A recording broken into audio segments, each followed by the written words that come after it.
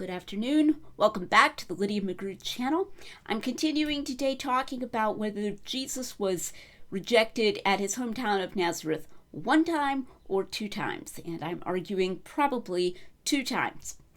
And in the larger pattern, we're talking about biases that scholars have that are not anti-supernatural biases. And one of these is a bias against a similar type of event happening more than once.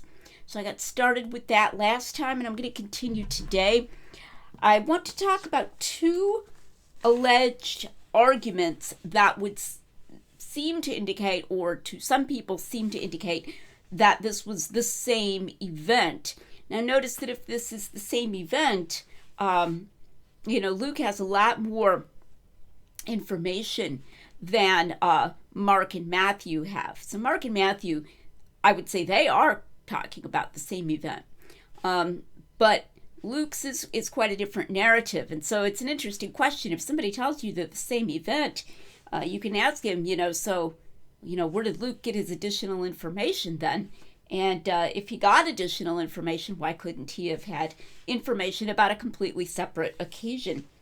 And we've talked about what are sometimes considered uncanny resemblances and whether or not two incidents sound so much alike that they would be uncannily similar if they were separate occasions. And so then that's an argument that it's only one occasion. And I was arguing that these are not uncannily similar. In fact, when you listen to them, they sound rather different. I think probably the strongest similarity between them that could be used to argue that this only happened once, or this type of thing only happened once at Nazareth, is what Jesus says to the crowd.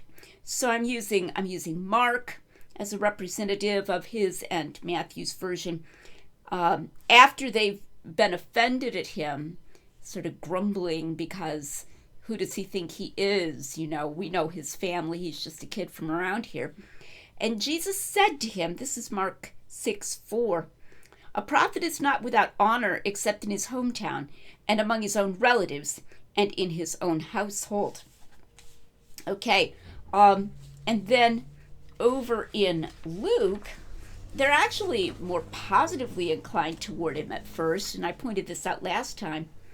But after that, Jesus, even though, you might think he'd play to the part of the crowd that is positively inclined, he almost seems to be goading them.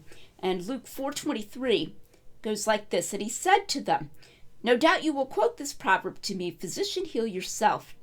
Whatever we heard was done at Capernaum, do here in your hometown as well. I'll be going back to that mention of Capernaum in a moment.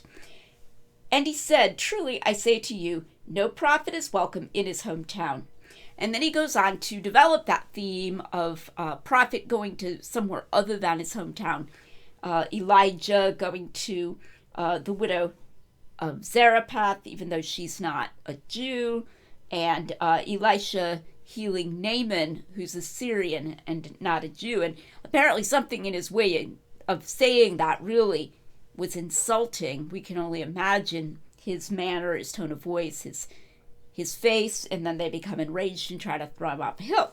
But in both you have this place where he's saying to them that a prophet does not receive honor in his own home. And it's just worded a little bit differently.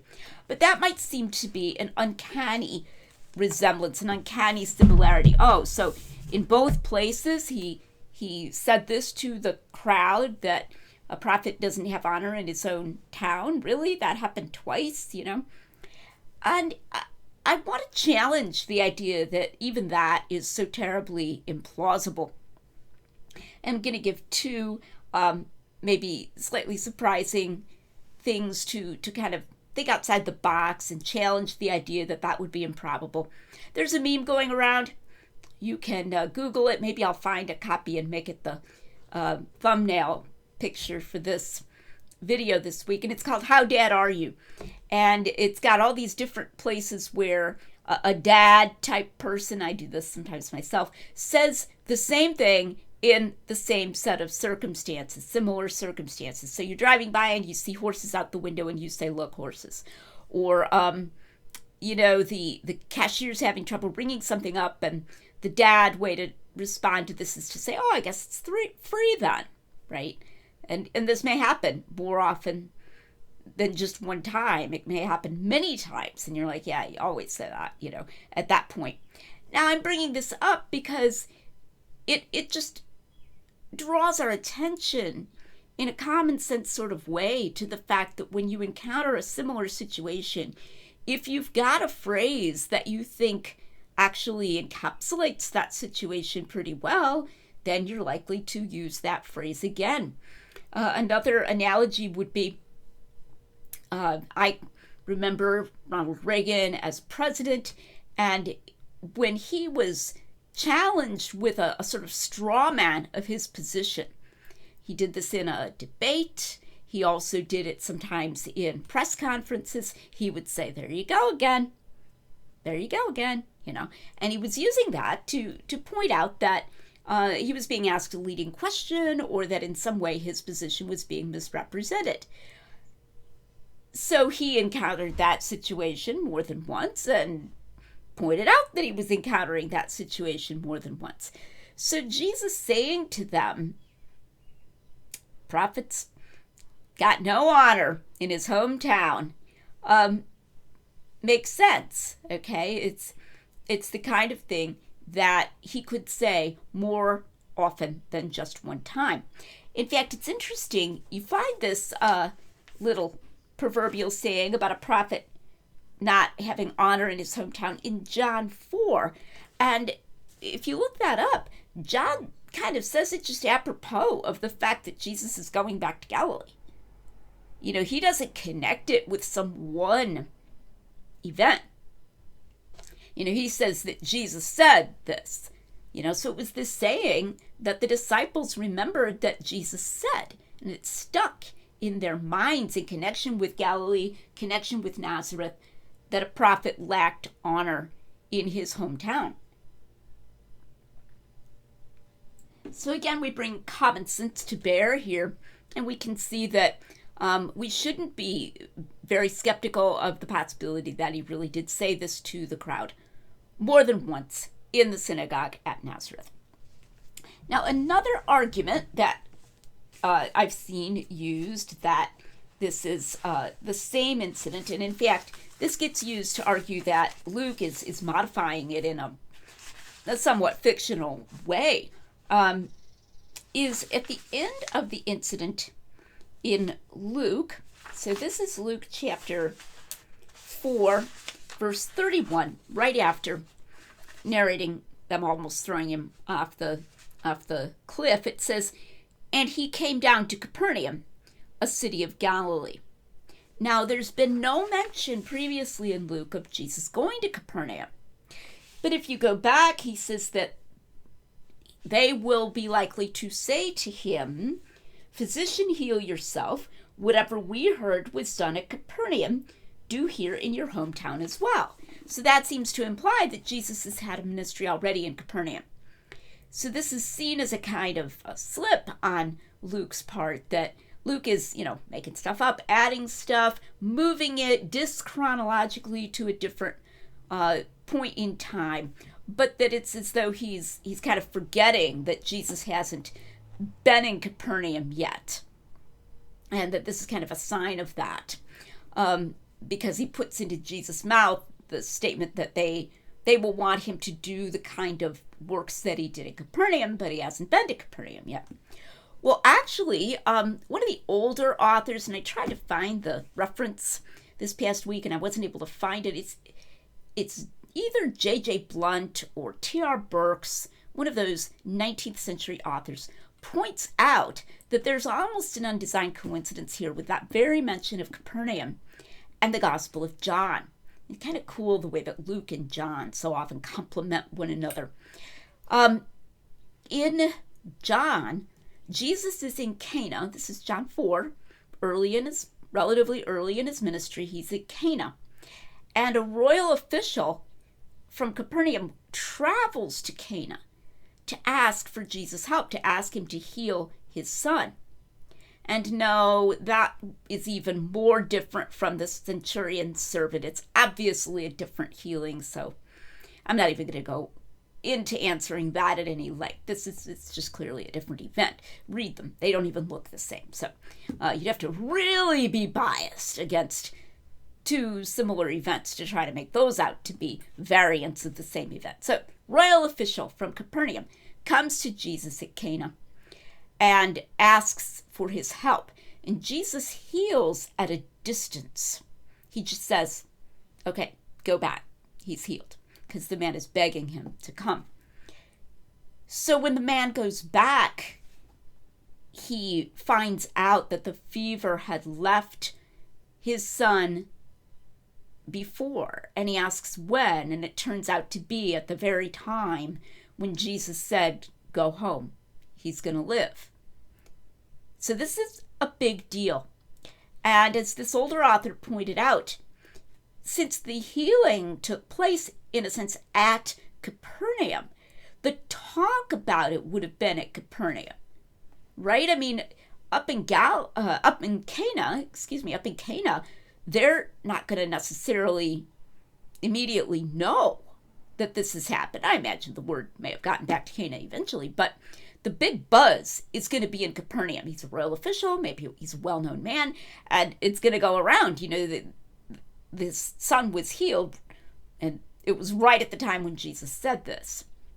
So that counts as a deed or a work that was done at Capernaum, and could very well be what Jesus is alluding to here when he's in Nazareth, that they're going to want him to do something similarly impressive there in his hometown that he did in Capernaum, even though he himself was not present in Capernaum. And I think that's very plausible. So it's not evidence that Luke has moved this chronologically, that he's invented a portion of it. In fact, it actually fits really well with something we find separately and independently in John's Gospel.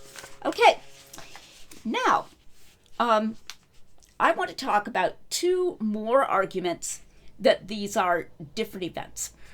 These are not like overwhelming. They're just part of a cumulative case. First of all, I would argue that there is movement in Luke, and I've mentioned this already, but I want to emphasize it again.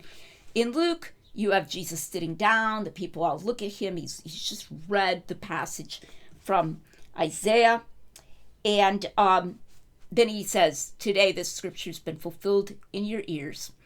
And at first, they're very impressed with him. And so when they say, isn't this the son of Joseph, at least some of the people are saying it as, wow, really impressive. I knew him when he was knee high to the grasshopper. And then, as he goes on talking, they become enraged. In Mark, the impression is more of what I might call static grumpiness. So instead of sort of swinging from one extreme to another, it's more just, who does he think he is? We know his sisters, we know his mother, we know his father, we know it, etc. Right? Who does he think he is? So that static versus dynamic impression is part of why I think that the two passages sound quite different. Another one is at the end in Mark. At the end of the description, it says, and he could do no miracle there except that he laid his hands upon a few sick people and healed them, and he wondered at their unbelief. And it says this after the people have been grumbling, and Jesus has said, a prophet is not without honor except in his hometown. Now, it's a weak impression. I wouldn't bet my life on it. But one does get the impression there that Jesus stayed for a little while. He might have been visiting his mother. She probably still lived in Nazareth at the time. I think Joseph was dead by this time. But that he didn't leave immediately. So during that time, he heals the few sick people that he does heal. That would be my impression. Whereas, in Luke, they're literally trying to throw him off a hill. And it just says, but passing through their midst, he went his way. Luke 4, verse 30. I would say it would be kind of awkward for him to stay in the town after that. They literally tried to throw him off the hill and probably laid hands on it. I think that there's this notion, they take him up to the top of the hill, and then he does, the Jedi mind trick or whatever it is that he does to just say, I'm going to go. And he goes, But to be hanging around after that in his mother's home with his disciples and, going out to the post office or, whatever you're doing and healing a few people, it just doesn't fit very well. I think with something that dramatic, it's more plausible that he would leave relatively quickly. Now, again, not that he's afraid, but just to okay, I think we're done here. I think this visit is at an end for right now. Again, I'm not, betting the farm on that, but those are just two more of the ways in which the passages really don't resemble each other all that strongly. Now, I mentioned that verse in Mark where it says he couldn't do any miracles except that he healed a few sick people. I'm not going to launch into discussing this in this video because this video is about comparing Matthew and Mark on the one hand to Luke on the other hand and asking whether this is one incident or two, and I would argue that it's two. But those of you who are into this kind of thing will immediately say, hey, isn't that a difference with Matthew? And yes, it is, that even though Matthew and Mark are pretty clearly talking about the same incident, there's this little tiny wording difference where Matthew says, he didn't heal many sick people, and Mark says he could not heal many sick people, and everybody gets all googly-eyed about that and say, ooh, Matthew's changing it because of his higher Christology. I just saw somebody making this argument on social media the other day as an argument not only that Mark was written first, but also obviously, that Matthew is suppressing things and, adapting because of this developmentalist Christology that's gradually getting higher and higher. That is a topic for another video, and I think I'm going to do that next time. That love of developmental sequences is another of those scholarly biases that I think it's just wrong. I wrote on Facebook in a post that I'll link next time. It's already there, though, if you follow me, that all these developmental things are just bunk. They're all wrong. That, we're gradually getting a higher and higher Christology, or gradually getting more and more anti-Semitic, or whatever. Bart Ehrman's very fond of those. But I want to talk about that more next time because it's a somewhat different topic.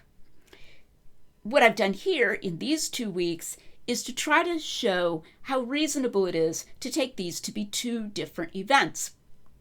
And as I said in the show notes last time, even though I talk a lot about achronological narration, that's only one tool when an author is narrating in an order that's not a chronological order, but he's not changing chronology either. We need more tools than that. And the possibility of more than one similar event is another one of those tools, but it's not the only tool. Okay, and I, as not being an inerrantist, would also have in mind the possibility of good faith error at times happening. So these are all different ways that we can encounter a claim that, something's been changed, something's been moved in a fictionalizing way, and we can say, is that really the best explanation? And one of these other explanations, I think, will always be a better explanation. I don't say that a priori. I say it because I've examined it, and the case for fictionalizing is extremely poor in the Gospels. So here, the tool that I think applies best is the idea that these were two very broadly similar, but in fact different incidents in Nazareth.